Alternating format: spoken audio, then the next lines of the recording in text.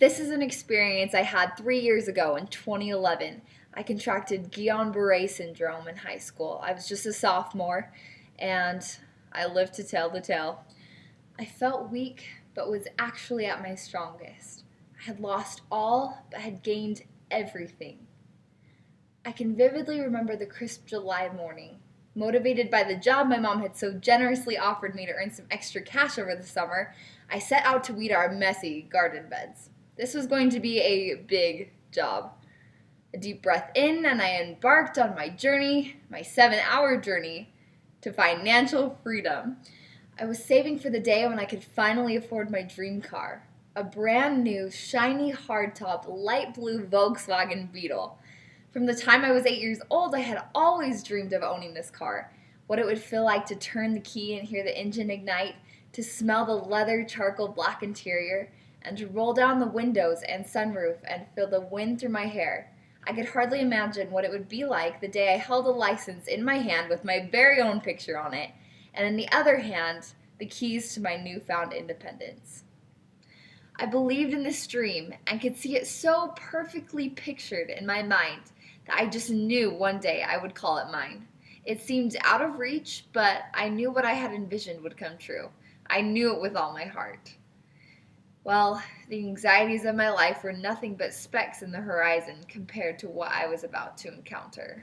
Little did I know then I would lose everything I had that morning. Everything except hope.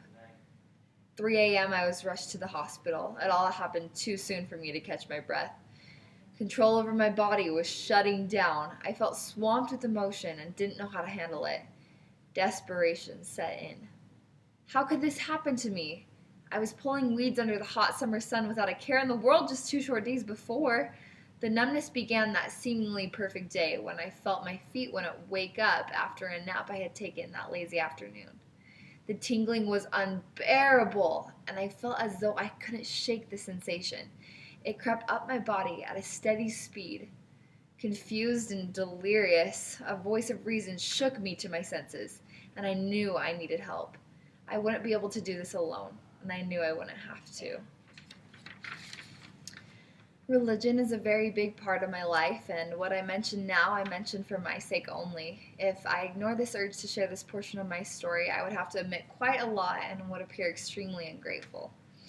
I felt the hand of the Lord throughout my experience, and I knew I was not alone.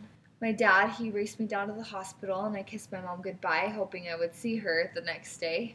Not knowing my fate, the anxiety exploded within me. I could barely walk now. The short distance from the parking lot even into the building seemed like miles. But with my dad supporting me, I knew I could make it. My dad never left my side. Nausea, as I had never experienced before, swept over me. I was being tossed to and fro with no destination. But through all this, my mind was calm as the stillest waters. There was a time when I did not honestly know if I would make it out alive. It was a scary thing, and I was strangely content. After poking, pricking, shocking, and a frightening spinal tap, the results were in. The specialists had trouble addressing my problem, but Guillain-Barré were the words that were being muttered in conversation. The name sounded as foreign as the feelings I was experiencing. I later learned that this is what I would be up against the next 6 months of my life. Paralyzed. My toes, feet, legs, stomach, arms, hands, fingers, and half my face wouldn't feel for minutes, hours, days, months. I had forgotten what it was like to ride a bike, to grin from ear to ear, to take a stroll, to jump, or to even walk on my tiptoes. All of this was replaced with being confined in a bed for the longest time. My mom spent sleepless nights rubbing my feet, trying to relieve my suffering.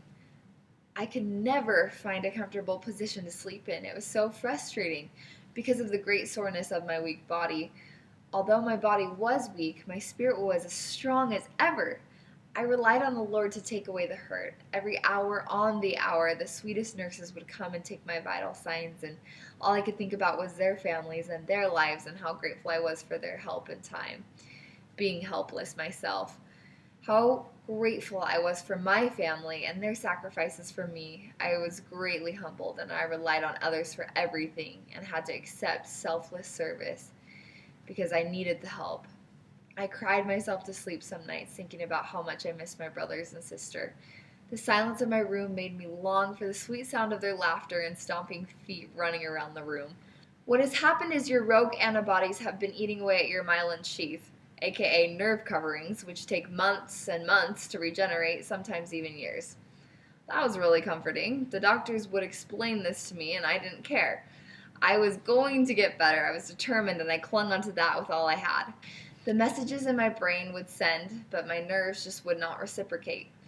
The physical therapy left me exhausted as though I had just run a marathon, and I would lay in bed for days trying to recover afterwards. All this, and I never got completely discouraged. Although sometimes it was hard to see the light at the end of the tunnel, I knew it was there. I have now returned to my normal self, 100% healthy and well again, although a much better version of my normal self than before Guillain-Barré. I became submissive and embracing with open arms and an open heart the awakening that came in the most unusual way. What I gained from this experience I wouldn't trade for the world, not even for a beautiful light blue Volkswagen Beetle.